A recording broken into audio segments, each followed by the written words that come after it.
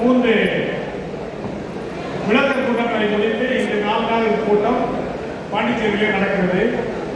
இதற்கெல்லாம் காரணமாய் அத்தனை நெட்வொர்க்கர்களையும் ஒரே குடையின் கீழ் சங்கம் என்று 2009 ஆரம்பித்து நமக்காகவும் நம் உரிமைக்காகவும் நம் தொழிலுக்காகவும் நம் பாதுகாப்புக்காகவும் சங்கத்தை ஆரம்பித்த நமது நிறுவன தலைவர் ஐயா மனோகரன் அவர்களுக்கு இந்த கூட்டத்தின் சார்பில் ஒரு பாராட்டு வழங்க அன்போடு கேட்டுக்கொள்கிறேன்.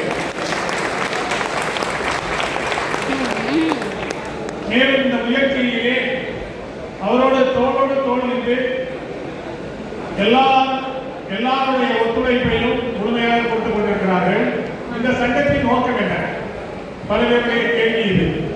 இந்த சங்கம் எதற்காக இந்த 3 அம்ச கோரிக்கையை முன்னிறுத்தி இவ்வளவு நாட்களும் இத்தனை கூட்டங்களும் நடத்தி மக்களுக்கு விளக்கம் கொடுத்துக் கொண்டிருக்கிறார்கள்? இதனுடைய எதிர்கால நோக்கம் என்ன? இன்று உங்களுக்கே புரிந்திருக்கும்.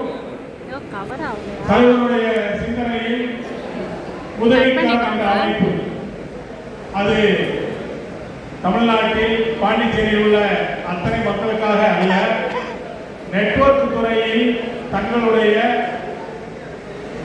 உழைப்பை கொடுத்து இன்று தன்னுடைய படிப்புக்காக, தன்னுடைய பிள்ளைகளுடைய படிப்புக்காக, திருமணத்திற்காக, மருத்துவ செலவிற்காக, ஏன் ஈம சடங்கிற்காக கஷ்டப்படுகின்ற ஒவ்வொரு நெட்வொர்க்கிற்கும் அது பயன்பட வேண்டும் என்பதற்காக ஆரம்பிக்கப்பட்டதுதான் NWA உதவிக்கரம். அடுத்து எல்லோருமே நெட்வொர்க்கர்ஸ் நல்லா பேசுவாங்க, ஆனா அவங்க சில இடங்கள்ல சரியான பயிற்சி இல்லாததுனால, இல்ல இந்த தேர்தல் நேரத்தில் நாம எப்படி செயல்படணும், நாம எதற்காக ஒரு கட்சியை ஆதரிச்சு அவங்களுக்கு நாம ஓட்டு போட போறோம், இத்தனை நாட்களும் நாம ஓட்டு போட்டிருக்கிறோம், ஆனா யாருக்காக எதற்காகன்றது உங்களுக்கே தெரியும். ஆனா இப்ப நம்ம ஓட்டு போடுறது நம்ம தொழிலை பாதுகாக்கிறதுக்கும் நம்முடைய சங்கத்தை பலப்படுத்துறதுக்கும் நம்ம எல்லாருக்கும் ஒரு நல்ல வாழ்க்கை அமைகிறதுக்கும். அதுக்காக தான் சொல்றோம், எந்த கட்சியா இருந்தாலும் சரி, சங்கம் எந்த கட்சியை ஆதரிக்கிறதோ அந்த கட்சிக்கு தான் நம்ம ஓட்டு அப்படின்னு சொல்றதுக்கும் அதுக்காக பிரச்சாரம் பண்றதுக்கும் தயவு செய்து எல்லாரும் தயாராகிடுங்க. ஏன்னா நமக்காக, நம்ம தொழிலுடைய பாதுகாப்புக்காக இதுவரைக்கும் யாரும் எதுவும் பண்ணல.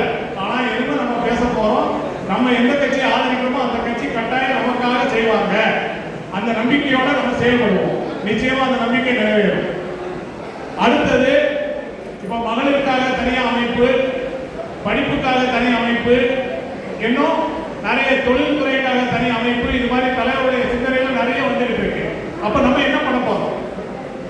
இது எல்லாமே சரியா செயல்படணும். எல்லாமே இன் ஃபியூச்சர் நம்ம நெட்வொர்க்கர்ஸ் வெல்ஃபேர் அசோசியேஷன்ல இந்த அமைப்புகள் எல்லாம் திறம்பட செயல்படணும் அப்படின்னா இது எல்லாமே யார் கையில் இருக்கு அப்படின்னு கேட்டீங்கன்னா நம்ம கையில் தான் இருக்கு. இங்க இருக்கிற ஒவ்வொருத்தர் கையில இருக்கு. நம்ம எல்லாருமே ஒரு மீட்டிங்ல 500 பேரோ 1000 பேரோ உட்கார வச்சு பேச தகுதி உள்ளவங்க.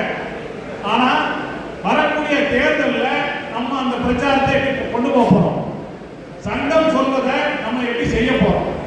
சங்கம் எந்த முடிவு எடுத்தாலும் அதை சரியா நம்ம தொடர்ந்து செயல்படுத்தினோம் அப்படின்னா நம்ம எல்லாருடைய வாழ்க்கையிலையும் மிகப்பெரிய பிரகாசமான வளமையான எதிர்காலம் இருக்கு.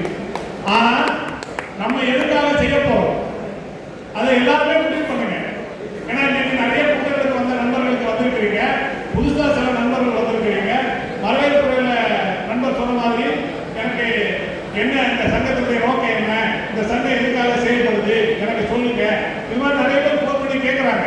ஆனா இந்த மாதிரி கூட்டங்களில் வரும்போது அந்த விளக்கங்கள் செயல்பட தெரிய வரும். அது மட்டும் இல்லாம இந்த தேர்தல் நேரத்தில் இதுக்காக ஒரு ட்ரைனிங் அமைப்பு ஆரம்பிச்சிருக்கிறாங்க தலைவர். ஸோ இந்த ட்ரைனிங் NWA ட்ரைனிங்ல உள்ளவங்க அதை பிரச்சாரத்தை எல்லா தொகுதியிலையும் எல்லா மாவட்டங்கள்லையும் செய்யறதுக்கு தயாரா இருக்காங்க. அடுத்தது எல்லா மாவட்டங்கள்லையும் உங்க எல்லாரையும் மாவட்டத்திலையும் சந்திக்க தயாரா இருக்கிறோம். அப்ப நம்ம எல்லாருமே எதுக்காக இவ்வளவு முயற்சி எடுக்கிறோம்? தலைவர் 16-17 ஆண்டுகள் எதற்காக இவ்வளவு கஷ்டப்பட்டார்? அவர் தனக்காக எதையுமே செய்யல. யாருக்காக செஞ்சார்? நமக்காக செஞ்சார். அப்ப அவருக்கு எந்த மாதிரி நம்ம மரியாதை கொடுக்கணும்? இந்த கைத்தட்டலோட நிக்காம தலைவர் எடுக்கிற முடிவை நம்ம அத்தனை பேரும் ஆதரிக்கணும், நம்ம அத்தனை பேரும் அதை செயல்படுத்தணும். இதுதான் நம்ம தலைவருக்கு செய்யக்கூடிய பாராட்டு. அப்பதான் தலைவருடைய கனவு மட்டும் இல்ல, நம்ம எல்லாருடைய கனவுகளும் ஆசைகளும் சரியா நிறைவேறும். ஏன்னா சங்கத்துல எதிர்கால திட்டம் சொன்னா நிறைய இருக்கு. எதிர்கால நோக்கம் என்ன? எல்லா நெட்வொர்க்கர்ஸும் தைரியமா கெத்தா இந்த நெட்வொர்க் வியாபாரத்தை பண்ணணும். இப்ப அப்படியே பண்ணிட்டு இருக்கோம். யாராவது நான் நெட்வொர்க் பண்றேன், நான் ஒரு நெட்வொர்க்கர் அப்படின்னு யாராவது சொந்தக்காரங்க சொல்றீங்களா? இல்ல யாராவது சொல்ல முடியுதா? இல்லைங்க, ஒரு பிசினஸ் பண்றேன். என்ன பிசினஸ்? ஒரு பிசினஸ் பண்றேன். இதைத்தான் சொல்றதை தவிர நான் நெட்வொர்க்கருங்க, நான் நெட்வொர்க் பிசினஸ் பண்றேன், இந்த கம்பெனி பண்றேன் இல்ல. ஏன்னா அந்த கம்பெனி எவ்வளவு நாள் இருக்குன்னு நமக்கே தெரியாது. அது தெரியாம தான் நம்ம பண்ணிட்டு இருக்கோம். ஏன்னா நம்ம ஏற்கனவே பண்ண கம்பெனிகளும் அது மாதிரி தான் காணாம போயிட்டாங்க.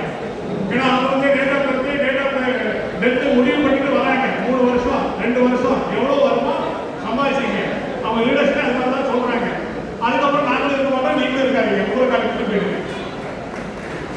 இந்த நிலை மாற வேண்டும் என்றால் இந்த தேர்தல் நிச்சயமா அதுக்கு ஒரு முடிவாக இருக்கும். இந்த தேர்தல் நமது சட்டம் எந்த கட்சியை ஆதரிக்கிறதோ அந்த கட்சியை நாம் எல்லோருமே ஆதரித்தோம், நாம் எல்லாருமே அதற்காக பிரச்சாரம் செய்தோம் என்றால் நிச்சயமாக நம்முடைய எதிர்காலம் ஒளிமயமானதாக இருக்கும். நாம் ஒன்றுபடுவோம், ஒற்றுமையாக செயல்படுவோம். இது ஒற்றுமையாக செயல்படக்கூடிய நேரம். நமக்குள்ள ஈகோ வேண்டாம், நமக்குள்ள ஏற்றத்தாழ்வு வேண்டாம், யார் பெரியவற்ற போட்டி வேண்டாம். ஒன்னே ஒன்றுதான், நாம ஆதரித்த கட்சியை ஜெயிக்க வைப்போம், நாம எல்லாரும் ஜெயிப்போம். நாம சொல்ற 3 அம்ச கோரிக்கையை நாம நிறைவேற்றுவோம். 3 அம்ச கோரிக்கையை அவர்களுக்கு நிறைவேற்றுவோம். நாம எல்லாரும் அப்பதான் வெற்றி அடைஞ்சிட்டோம். தலைவர் அடிக்கடி சொல்லுவாங்க, ஜூம் மீட்டிங் எல்லாம் பேசும்போது நாம ஜெயிச்சிட்டோம் அப்படின்னு சொல்லுவாங்க. அது தலைவருக்கு இருக்கிற நம்பிக்கை. நாம நிச்சயமா ஜெயிச்சிருவோம், அந்த நம்பிக்கை இருக்கு. அது எப்படி ஜெயிப்போம்? நம்ம மேல உள்ள நம்பிக்கையில தான் தலைவர் சொல்றாங்க. அதை செயல்படுத்த வேண்டியது நம்ம ஒவ்வொருத்தருடைய கடமை. வெற்றி நிச்சயம். எல்லாரும் சிறப்பாக செயல்படுவோம், வெற்றி பெறுவோம். வாய்ப்புக்கு நன்றி.